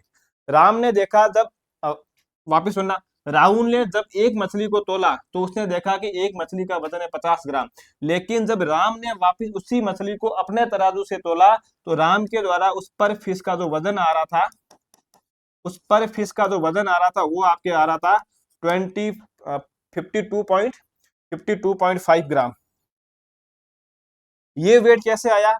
तो ये वेट ऐसे आया, इसमें दे रखा है, इसने बताया कि मतलब जो उसका तराजू था उस तराजू के अंदर कोई न कोई कमी थी, इससे मतलब राहुल वाले तराजू के अंदर, इसलिए यहाँ 2.5 ग्राम को ये नहीं बता रहा था। इसका मतलब यहाँ पर कितना वेट इंक्रीज हुआ है? यहाँ पर आपके पर फिश के ऊपर वेट इंक्रीज हुआ 2.5 ग्राम। ये पर फिश पे हुआ, कहने का मतलब टोटल 50 फिश है, 50 फिश का वेट है, मतलब प्रत्येक फिश का वेट कितना हो गया? 52.5 ग्राम हो गया। जब यहाँ पर टोटल 50 फिश है, उन प्रत्येक फिश का 2.5 ग्राम वेट इंक्रीज हुआ है, इसका मतलब 50 फिश का वेट इंक्रीज हुआ है। तो जब 50 फिश का वेट आपके 52.5 ग्राम है तो उसका मीन क्या होगा बताओ? तो जब सभी फिश के मान के अंदर अगर इंक्रीज हुआ है और वो भी सेम इक्वल डाटा के रूप में इंक्रीज हुआ है तो उसका मीन भी आपके हो जाएगा 5.5 ग्राम। 52.5 ग्राम, 52.5 ग्राम। अब देखो आप, इसने क्या बोला है कि प्रत्येक फिश का जो उसका जो वजन बढ़ा वो बराबर बढ़ा है। यहाँ पर जैसे 1 2 3 4 5 6 ऐसे करके टोटल 50 फिश थी। इस फिश का मान बढ़ा 2.5 ग्राम, इसका भी मान बढ़ा 2.5 ग्राम, इसका भी मान बढ़ा 2.5 ग्राम। मतलब सभी के मान के अंदर जो उसका जो वजन बढ़ा वो बराबर बढ़ा है। इसका मतलब इसमें कोई विभिन्नता आई नहीं है ना। जो स्टैंडर्ड डेविएशन यहाँ पर था, इसका मीन 50 था, वही स्टैंडर्ड डिवीजन यहाँ पे सेम रहेगा, क्योंकि जो न्यू डाटा आया है, जो न्यू फिश का वजन बढ़ा है, वो सभी का वजन बराबर बढ़ा है।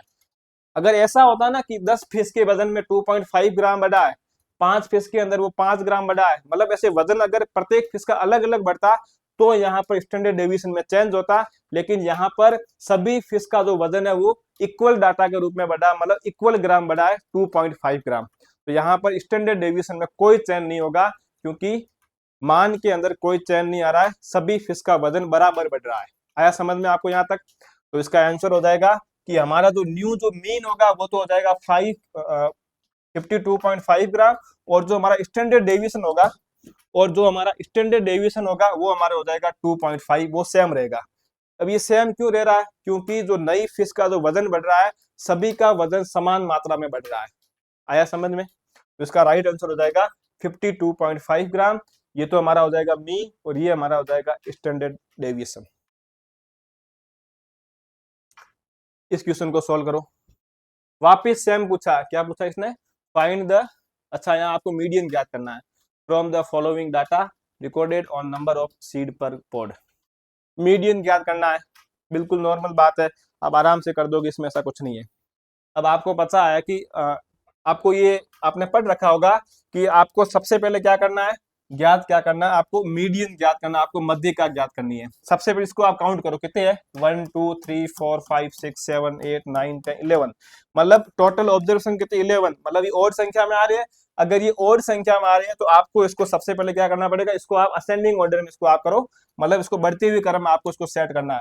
तो जब आप इसको बढ़ते हुए क्रम में सेट करोगे तो आपके ये हो जाएगा 0 5 11 19 19 के साथ में 21 27 27 के बाद 27 दो बार है 27, उसके बाद में 30, उसके बाद में 36, 36 के बाद में 42 और ये 50, और 50 के बाद आपके हो जाएगा 52। ये टोटल आपके डाटा कितने हो रहे हैं? ये आपके टोटल डाटा हो रहे हैं n बराबर 11 हो रहे हैं, n बराबर 11 हो रहे हैं।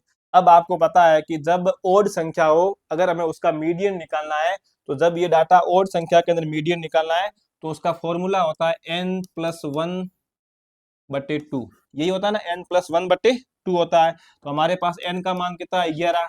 एक ये हो गया, प्लस 2 किया तो आपको पता है ये हो गया 12/2, ये हो गया 6 नंबर। कितने हो गए?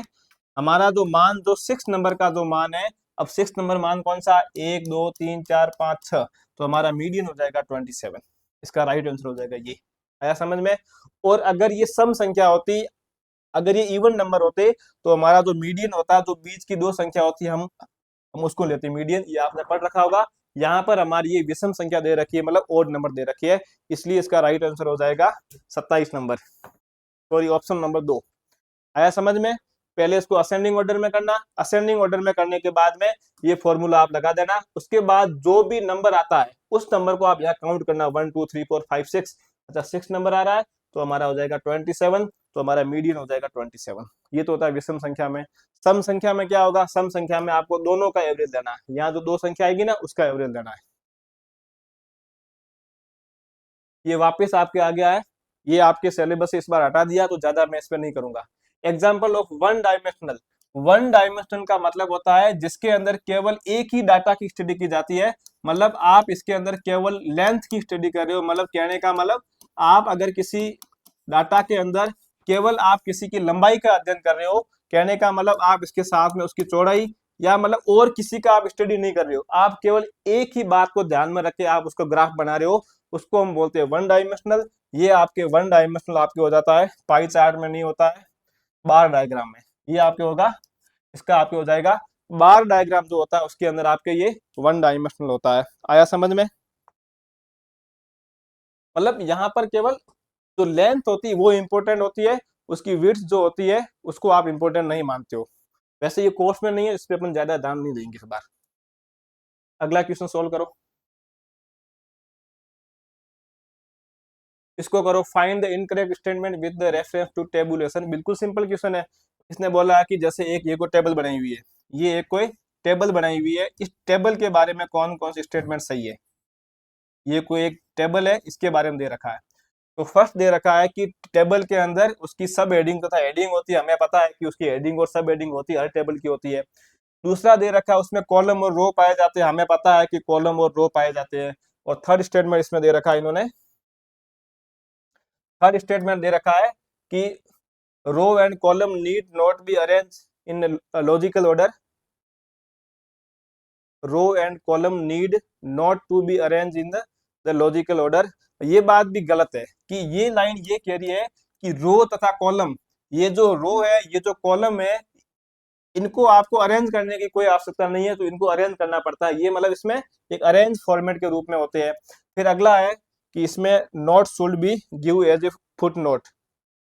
अच्छा हाँ, इन्होंने दे रखा कि टेबल के नीचे, टेबल के नीचे एक फुटनोट होता है। देखो फुटनोट का मतलब क्या है, जैसे ये एक कोई आपकी कोई टेबल है, इसमें देख लो, जैसे ये कोई टेबल है, इस टेस्ट मैं थोड़ी बड़ी बनाता हूँ इसको, ये जैसे कोई एक कोई टेबल बनाई हुई है, ये एक क्लास थी, उस क्लास के अंदर 4 बच्चे थे, एक बच्चे के 10 नंबर है, एक के 15 नंबर आ रखे हैं किसी एग्जाम में, एक के 20 नंबर, एक के 50 नंबर आ रखे हैं। मैंने इस 10 नंबर वाले के ऊपर ऐसे स्टार का चिन्ह बनाया। फिर आपने देखा होगा टेबल के नीचे ऐसे स्टार बना होता है, इस स्टार का मतलब क्या है कि इस बच्चे के ग्रेस आ रखा है, क्या आ रखा है, ग्रेस आ रखा है। तो इसको हम बोलते हैं फुटनेट, मतलब फुट नोट जो टेबल के नीचे होता है, मतलब सिंबल के रूप में वो ये बताता है कि टेबल में इसका मतलब क्या होता है, उसको हम बोलते हैं फुट नोट बोलते हैं। तो टेबल के अंदर फुट नोट भी होता है, लेकिन ये स्टेटमेंट गलत है कि रो एंड कॉलम को उसमें हमें के उसको सही रूप से अरेंजमेंट नहीं करना होता, ये गलत है, हमें उसको अरेंजमेंट करना होता है टेबल के अंदर। तो इसने पूछा था कौन सा गलत है, यही पूछा था ना क्वेश्चन के अंदर कि कौन सा कथन गलत है, तो गलत आपके हो जाएगा ये स्टेटमेंट थर्ड जो ही गलत है। आया समझ में? बिल्कुल नॉर्मल है। अगले क्वेश्चन को सोल्व करो। 60 जीवों की समष्टि में सभी के अंदर हीमोग्लोबिन का स्तर 14 ग्राम है पर लीटर, चूंकि कोई भिन्नता नहीं, अंत मानक विचलन क्या होगा। बिल्कुल सिंपल क्वेश्चन पूछ रखा, अगर थोड़ा बहुत भी अगर आप इसमें माइंड लगा दोगे ना तो ये क्वेश्चन आपका सोल्व हो जाएगा। स्टैंडर्ड डेविएशन का क्वेश्चन है, मैं समझाता हूँ, देखो आप इसको। क्वेश्चन क्या कह रहा है, क्वेश्चन कह रहा है कि एक 60 लोग रह रहे हैं, 60 लोगों की एक पॉपुलेशन है, उन सभी 60 लोगों का जो हीमोग्लोबिन की जो मात्रा है, उनकी जब ब्लड रिपोर्टिंग की गई, उनके अंदर जो हीमोग्लोबिन की मात्रा है वो सभी के अंदर कितनी आई, 14 ग्राम आई आपके पर लीटर के अंदर आई। इसका मतलब ये हुआ ना कि एक से लगाकर ये 60 लोग हैं, 60 लोग हैं, सभी लोगों के अंदर हीमोग्लोबिन की मात्रा 14 ग्राम पर लीटर है। अब आप मुझे बताओ, अगर मैं इन 60 लोगों का मीन निकालूंगा तो मीन कितना आएगा, तो इसका मीन भी यही आएगा ना।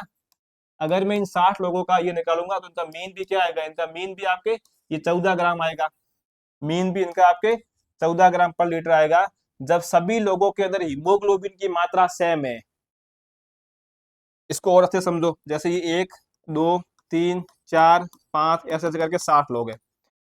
इस तो ये कोई एक नंबर व्यक्ति है, इसके अंदर हीमोग्लोबिन भी 14 ग्राम/लीटर, इसमें भी आपके ये 14 ग्राम है, इसमें भी 14 ग्राम है, इसमें भी 14 ग्राम है, इसमें भी 14, मतलब सभी में 14 ग्राम है। अब मैंने इन 60 लोगों का मीन निकाला। जब मैं इन 60 लोगों का मीन निकालूंगा, मीन में ऐसे निकालूंगा, ये 14 + 14 + 14 ऐसे ऐसे करके मैं टोटल 60 लिखूंगा। फिर उसमें मैं नीचे 60 का भाग दूंगा, तो जो मीन आएगा वो मीन भी आपके इसका 14 आएगा। अब देखो इसके साथ में इसमें कितनी डिफरेंस है, कोई डिफरेंस नहीं है। मतलब मीन का डाटा के साथ में कोई डिफरेंस नहीं है, इसका मतलब स्टैंडर्ड डेविएशन का मान 0 है। क्यों? इस मीन जो 14 आ रहा है हमारा, इस मीन का इस डाटा के साथ में कोई डिफरेंस नहीं आ रहा है। जब कोई डिफरेंस ही नहीं है, इसका मतलब स्टैंडर्ड डेविएशन लो है। लो कितना है? एकदम 0 के ऊपर है, तो इसका हो जाएगा आपके 0। आया समझ में ये? इस क्वेश्चन को सॉल्व करो। मानक विचलन के संदर्भ में असत्य कथन का चयन कीजिए। स्टैंडर्ड डेविएशन के बारे में कौन सा स्टेटमेंट गलत है, ये पूछा इन्होंने। तो हमने अभी पढ़ा था कि स्टैंडर्ड डेविएशन जो होता है वो डिस्पर्सन को बताता है। हाँ, ये बात सही है। डिस्पर्सन का मतलब होता है कि मतलब मीन के साथ में डाटा में कितना उसमें डिफरेंस है, उसको बोलते हैं। It is defined as the it is the एक minute it is defined as the square root of the arithmetic means to the square of deviation from arithmetic means. ये भी बात सही है कि हम जब स्टैंडर्ड डेविएशन का जब हम फॉर्मूला लिखते हैं, तो फॉर्मूला हम ऐसे लिखते हैं ना, ये क्या है, स्टैंडर्ड डेविएशन बराबर summation x minus X bar का स्क्वायर, यही करते हैं ना हम। तो इसने ये जो ऊपर वाला है ना, जो x माइनस एक्स बार का समेशन स्क्वायर स्क्वायर, ये इन्होंने इसमें दे रखा है। इस ये जो आपका जो यहाँ जो फॉर्मूला लिखा हुआ, इस फॉर्मूले को यहाँ खोल के बताया गया है कि यह समांतर माध्य से विचलनों के वर्गों के समांतर माध्य के वर्गमूल के रूप में परिभाषित किया जाता है। इस फॉर्मूले को ये खोल के बताया गया, तो हमें पता है कि ये फॉर्मूला स्टैंडर्ड डेविएशन का है। इसका मतलब ये स्टेटमेंट भी सही है। तीसरा इन्होंने स्टेटमेंट पूछा इसके अंदर, थर्ड स्टेटमेंट इन्होंने इसके अंदर पूछा है, थर्ड पूछ रखा है कि it help in calculating standard error and finding suitable sample size. It help in calculating stable error and finding suitable sample size. ये बात भी सही है कि ये स्टैंडर्ड तो स्टैंडर्ड एरर की काउंटिंग करने में ये काम आता है, ये बात भी सही है। फिर पूछा it can not be use to calculate standard error. ये बात गलत है, क्योंकि ऊपर दे रखा है कि स्टैंडर्ड डेविएशन की सहायता से हम स्टैंडर्ड एरर को निकाल सकते हैं। मैं आपको बताऊंगा कि स्टैंडर्ड एरर क्या है, लेकिन ये स्टेटमेंट गलत है कि आप इसकी सहायता से नहीं निकाल सकते हो, ये गलत है। हम स्टैंडर्ड डेविएशन की सहायता से स्टैंडर्ड एरर को निकाल सकते हैं। अब मैं आपको बताऊंगा स्टैंडर्ड एरर क्या होता है और स्टैंडर्ड डेविएशन क्या है, तो इसका आपके ये गलत हो जाएगा। अब हम देखते हैं स्टैंडर्ड एरर क्या होता है उसके बारे में।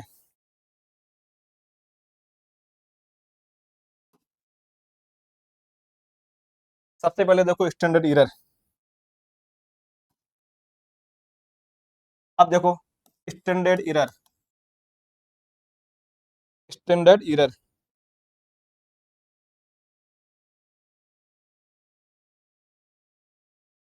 जब स्टैंडर्ड एरर की बात आएगी तो आप इसको लिखोगे एस ई बराबर आपके हो जाएगा स्टैंडर्ड डेविएशन अपॉन आपके हो जाएगा इसमें स्टैंडर्ड डेविएशन बटे हो जाएगा आपके एन।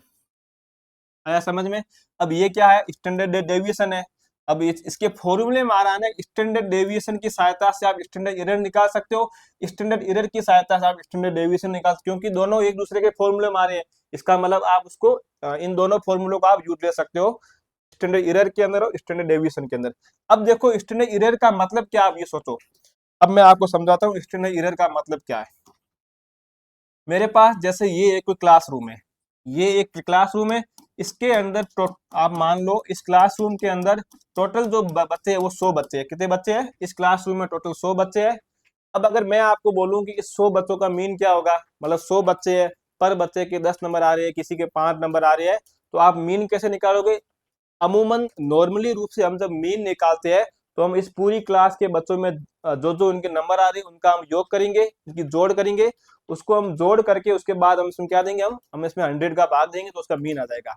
लेकिन अगर मैं मीन ऐसे निकालता हूं, मैं पूरी क्लास का मीन एक साथ में नहीं निकाल कर, मैं पूरी क्लास का मीन एक साथ में नहीं निकाल कर मैं अगर छोटे छोटे सैंपल जरूर निकालता हूँ, जैसे मैंने एक सैंपल ये बनाया, मैंने एक सैंपल ये बनाया, मैंने एक सैंपल ये बनाया, एक सैंपल ये बनाया, कहने का मतलब मैंने एक सैंपल ये बनाया, इस सैंपल के अंदर कुछ बच्चों के नंबर आ गए, एक सैंपल मैंने ये बनाया और एक सैंपल मैंने ये बनाया। मैंने इस पूरी क्लास को 3 छोटे छोटे ग्रुप में डिवाइड कर लिया, तो यहाँ इसका मीन क्या होगा, इसका मीन मतलब मीन ए, ये हो जाएगा आपके मीन बी और ये हो जाएगा आपके मीन सी। अब देखो इस मीन ए और मीन बी, इस मीन बी में भी कुछ डिफरेंट होगा ना, इस मीन ए मतलब इस मीन बी मतलब इस माध्य और इस माध्य में कुछ डिफरेंट होगा, इस मीन और इस मीन में कुछ डिफरेंट होगा, इस मीन और इस मीन में कुछ डिफरेंट होगा।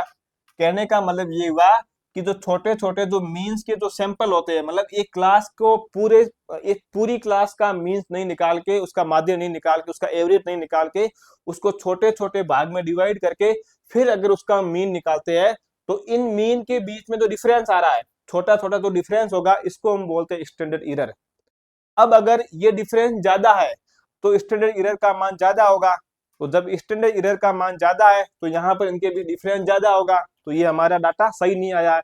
और अगर ये डिफरेंस कम है, इन अलग अलग मीन्स के सैंपल के बीच में अगर डिफरेंस कम आ रहा है, इसका मतलब स्टैंडर्ड एरर का मान भी कम आएगा। जब स्टैंडर्ड एरर का मान कम आ रहा, वो हमें ये इंफॉर्मेशन देता है कि जो अलग अलग आपने जो मीन निकाले हैं, मीन्स निकाले हैं, इनके बीच में डिफरेंस कम है, मतलब ये डाटा सही निकला आपका। तो आया समझ में, ये होता है स्टैंडर्ड एरर। तो आपके ये क्वेश्चन सोल्व हो गया स्टैंडर्ड एरर के बारे में। तो ये लिख रहा है it can not be use to calculate standard error. तो हमने अभी फॉर्मूले में देखा स्टैंडर्ड एरर के फॉर्मूले में स्टैंडर्ड डेविएशन आ रहा है। इस क्वेश्चन को सॉल्व करो इन ए क्लास। ये वापस पाई चार्ट का क्वेश्चन है, बिल्कुल सिंपल क्वेश्चन है। इसने पूछा है कि एक क्लास है, हिंदी वाला लेते ये लोग, एक क्लास दे रखी है उन्होंने, अच्छा किसी, एक क्लास है, उस क्लास के अंदर कुछ विद्यार्थियों का ब्लड ग्रुप ए है, जैसे मैंने कहा हम कह रहे हैं ब्लड ग्रुप। तो अगर ब्लड ग्रुप की बात आती है, कुछ ब्लड ग्रुप ए है, कुछ का ब्लड ग्रुप बी है, कुछ का ब्लड ग्रुप ए बी है और कुछ का ब्लड ग्रुप क्या ओ है।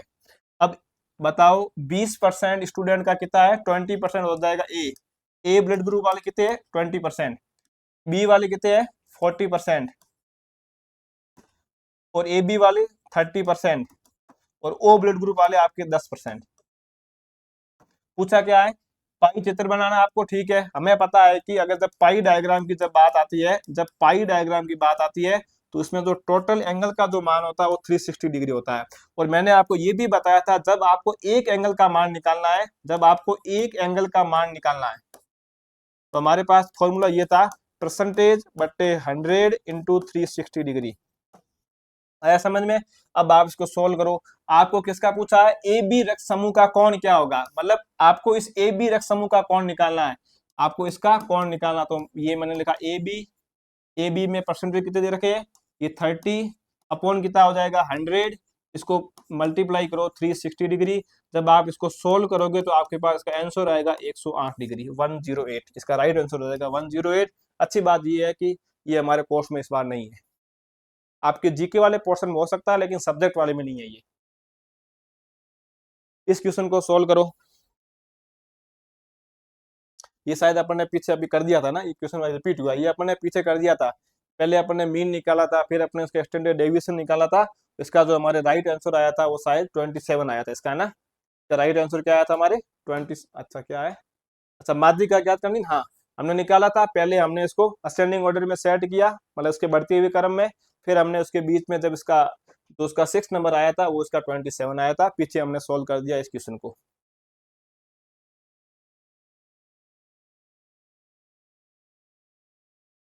इस क्वेश्चन को सोल्व करो। बहुलक क्या है, नॉर्मल सी बात है, बहुलक के बारे में आपको आपने खूब पढ़ा होगा कि बहुलक के बारे में पूछा है।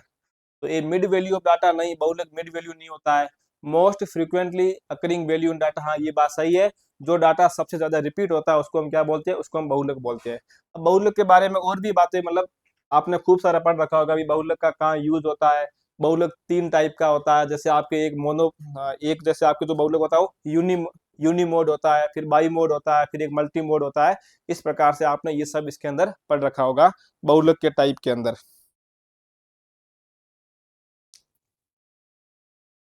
तो ये आपके बहुलक का हो गया।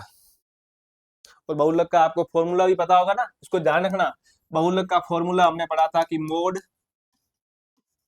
मोड बराबर आपके थ्री मीडियन, सॉरी, मोड बराबर आपने फॉर्मूला पढ़ा होगा थ्री मीडियन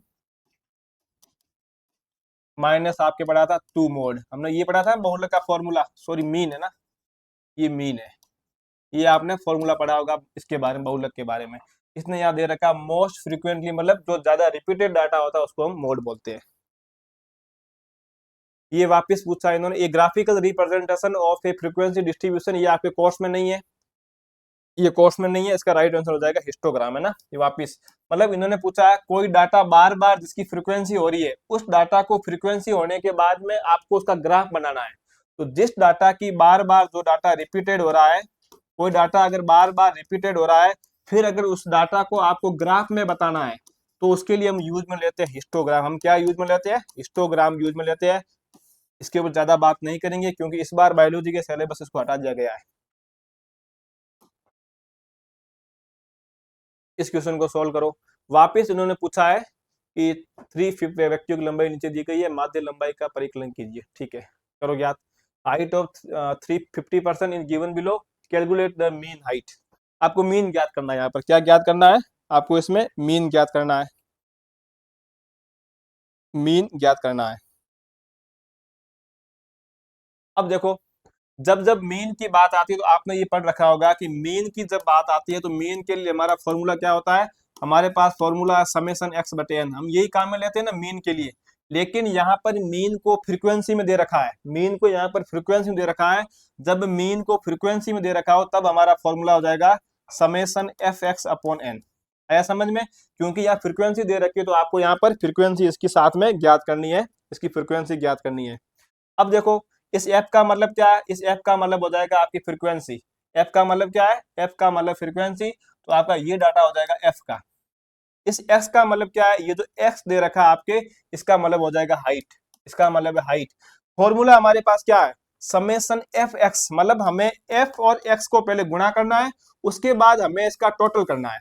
तो अब बताओ इसको मैं टोटल कैसे करूंगा? तो सर इसको अगर टोटल करना है तो पहले इसको गुणा करना पड़ेगा। तो गुणा मैं कैसे करूंगा? गुणा मैं ऐसे करूंगा, मैं यहाँ पर एक टेबल और बना रहा हूँ इसके साथ में। ये हम एक टेबल और बना रहे साथ में इसके। अब देखो क्वेश्चन सोल्व कैसे होगा? हमें यहाँ पर एफ एक्स लेके आना है। तो अब जब उसको हम टोटल करेंगे तो ये हो जाएगा 159। उसको हम और वापस करेंगे, ये आपके जब इसको आप टोटल करोगे 161, ये आपके हो जाएगा टोटल 322। देखो मैथ मेरी है कमजोर, आप देख लेना उसके हिसाब से। ये 1467। आप इसको सबको जब ऐसे टोटल करते जाओगे, नीचे आपको इसका टोटल करना है ना, यहाँ आएगा आपके summation f x. Summation f x का मतलब होता है आपको यहाँ जो जो डाटा आया उसको आपको योग करना है, टोटल करना है। जब आप इस डाटा को टोटल करोगे ये हो जाएगा 58764। अब हमारा फॉर्मूला लेके आओ। फॉर्मूला हमारा क्या था? अगर आपको मीन निकालना है हाइट का, और वो भी फ्रीक्वेंसी में दे रखा है, तो summation summation f x upon n हो जाएगा। अब हमारा ये मान कितना आया समेशन एफ एक्स का? ये आया हमारे पास 58764 अपॉन कितने? एन कितने बच्चे, सॉरी, कुल टोटल इसमें पर्सन कितने हैं? तो टोटल पर्सन आपके आ रहे हैं इसके अंदर ये 350 आ रहे। कितने आ रहे हैं? 350 इसमें टोटल आपके पर्सन आ रहे हैं। ये ध्यान रखना, यहाँ पर एफ होगा ना, ये एफ होगा ना, एफ। यहाँ पर टोटल कितने आ रहे हैं आपके? टोटल 350 आ रहे हैं ना। तो टोटल 350 आ रही है, इसको हमने कर दिया 350 से। जब आप इसको मल्टीप्लाई करोगे तो आपका जो इसका आंसर आएगा, नीचे इसको सोल्व करोगे तो 167.80 आएगा। आया समझ में? 16.80 या 89 कर दो, 89 आएगा। तो राइट आंसर हो गया 167.89। आया समझ में क्वेश्चन ये? तो फॉर्मूला ध्यान रखना, summation f x upon summation F है, क्योंकि ये फ्रीक्वेंसी को आपको यहाँ टोटल नीचे जोड़ करके लिखना है। क्वेश्चन हो गया सॉल्व। ये क्वेश्चन आपके बहुत अच्छा क्वेश्चन है। अगला क्वेश्चन सोल्व करो। फॉर पाई आर एक निर्माण हेतु for constructing pi diagram the area of circle is calculate. Normal question पूछ रखा है कि पाई डायग्राम का जो मतलब होता है उसका एरिया निकालने का फॉर्मूला क्या है। तो देखो इसका राइट आंसर हमारा हो जाएगा पाई आर स्क्वायर। क्या हो जाएगा? पाई आर स्क्वायर, नहीं पाई आर स्क्वायर नहीं, 2 पाई आर। हाँ सही है, इसका राइट है पाई आर स्क्वायर। कोर्स में नहीं है फिर भी बता देता हूँ। देखो जब पाई डायग्राम की बात आती है, जब पाई चार्ट की बात आती है, तो हम देखते हैं कि पाई चार्ट में क्या होता है सर, पाई चार्ट में हमारे सर्कल होता है, क्या होता है, सर्कल होता है। सर्कल के अंदर क्या होता है, सर्कल के अंदर होता है एरिया। एरिया का मतलब क्या हुआ, एरिया का मतलब उस सर्कल के अंदर जितना भी स्पेस है, उस सर्कल के अंदर जितना भी स्पेस है उसको हम बोलेंगे, उसका हम एरिया बोलेंगे। जैसे ये कोई एक सर्कल है, इस सर्कल के अंदर आपको जितना भी एरिया दिख रहा है ये इसका होगा, स्पेस होगा।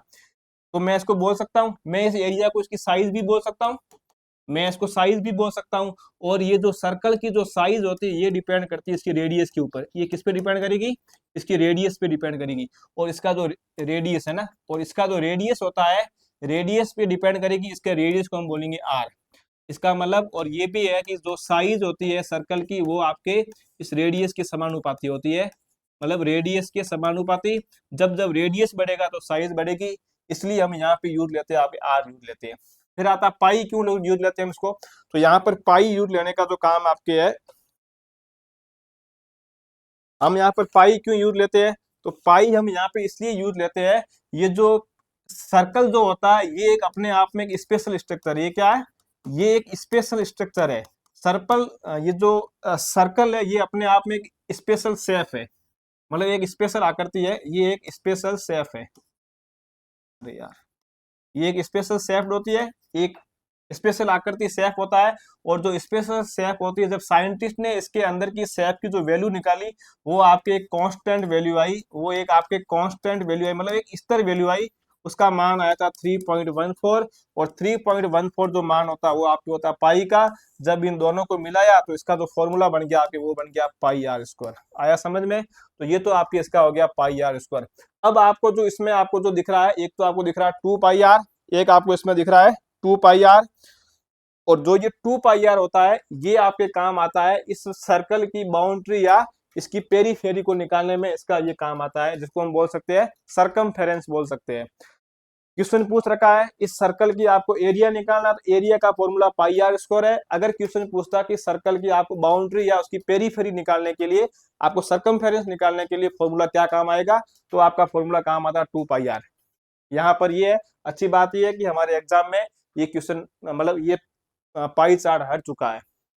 और दूसरी बुरी बात भी ये है कि पाई चार्ट बिल्कुल सिंपल टॉपिक होता है, यहाँ से आपको 4 से 5 क्वेश्चन आ गए अभी तक।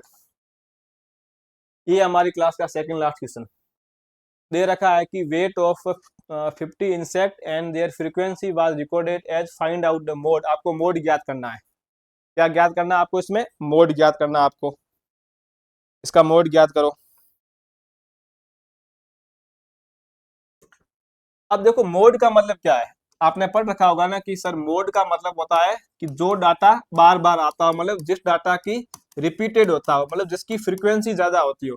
तो यहाँ पर बताओ कौन सा डाटा बार बार आ रहा है, तो हम देख रहे हैं कि यहाँ पर जो ये 9 डाटा है, ये डाटा बार बार आ रहा है। और जो 9 डाटा है ये बार बार किस किस में आ रहा है, ये दो जगह आ रहा है, एक आ रहा है 25 में, एक आ रहा है 26 में। इसका मतलब इसके साथ में दो ऐड आएंगे, 25 और 26, 25 और 26 आएंगे, 25 और 26। अब देखो इसका मतलब ये हुआ कि यहाँ जो मोड होगा, यहाँ जो मोड होगा, यहाँ जो मोड होगा वो 25 भी होगा और 26 भी होगा ना। श्रेणी का बहुलक क्या होगा, 25 और 26 दो होंगे। लेकिन ऑप्शन के अंदर इन दोनों को अलग अलग ऑप्शन में दे रखा है। क्वेश्चन के अंदर 25 और 26 को दोनों दोनों दो अलग अलग ऑप्शन दे रखा है। अगर ये दोनों साथ में होते ना, कि जैसे 25 और 26, तो हमारा राइट आंसर ये हो जाता 2 नंबर। लेकिन बायोस्टेट के अंदर जो बड़ा डाटा होता है, जो लार्जेस्ट डाटा होता है, उसको राइट माना जाता है। तो यहाँ पर इसलिए इस क्वेश्चन का राइट आंसर माना गया है 26। आया समझ में, क्या होगा इसका राइट आंसर 26। अब अगर ये दोनों साथ में होते हैं जैसे 25 एंड 26, तो आपका आंसर ये होता। लेकिन बायोस्टेट के अंदर जो डाटा बड़ा होता है उस डाटा को राइट आंसर माना जाता है, तो ये आपका इसका हो जाएगा 26।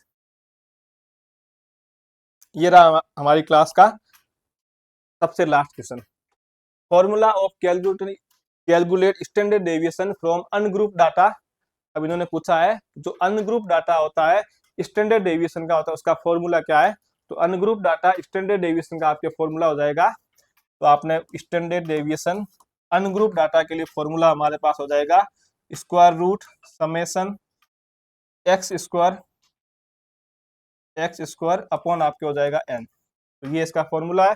उसका राइट आंसर आपके हो जाएगा ऑप्शन नंबर 1। अब जो ऑप्शन 2 और 3 है, हाँ साथ साथ 2 और 3 जो है ये आपके हो जाएंगे, जो ग्रुप डाटा होता है ये उसका फॉर्मूला। ये क्या है, जो आपके ग्रुप डाटा होता है ये आपके उसका फॉर्मूला है। 2 और 3 ही, 3 और 4 है ना, ध्यान रखना 3 और 4। तो ये दो जो फॉर्मूले दे रखे हैं 3 और 4, ये आपके जो ग्रुप डाटा होता है उस ग्रुप डाटा का ये फॉर्मूला है। और जो अनग्रुप डाटा होता है, जो इंडिविजुअल सीरीज होती है, उसको ज्ञात करने का फॉर्मूला आपको हो जाएगा summation x square upon n. ये आया समझ में, ये इसका हो जाएगा। तो ये आपके थे बायोस्टेट के क्वेश्चन। आपको इनमें से कौन कौन से क्वेश्चन के फॉर्मेट को याद रखना है, मीन, मोड, मीडियन, उसके अलावा स्टैंडर्ड डेविएशन, स्टैंडर्ड एरर, इनके बारे में ध्यान रखना है, क्योंकि इस बार आपके सिलेबस के अंदर यहीं से मैक्सिमम क्वेश्चन आने वाले हैं। क्योंकि जो आपके ग्राफिकल रिप्रेजेंटेशन वाले क्वेश्चन थे वो इस बार यहाँ से इन्होंने हटा दिए। तो मैं उम्मीद करता हूँ कि आपको बायोस्टेट के बारे में लेके मतलब आपके मन में जो जो कंफ्यूजन थे, कैसे क्वेश्चन आएंगे, तो वो दूर हो गए होंगे। अब अपन कल की क्लास में सॉल्व करेंगे, बायोटेक को सॉल्व करेंगे, उसके बाद हम करेंगे सॉल्व एनिमल फिजियोलॉजी को। तो आज की क्लास को मैं यहाँ पर एंड करता हूँ। Thank you.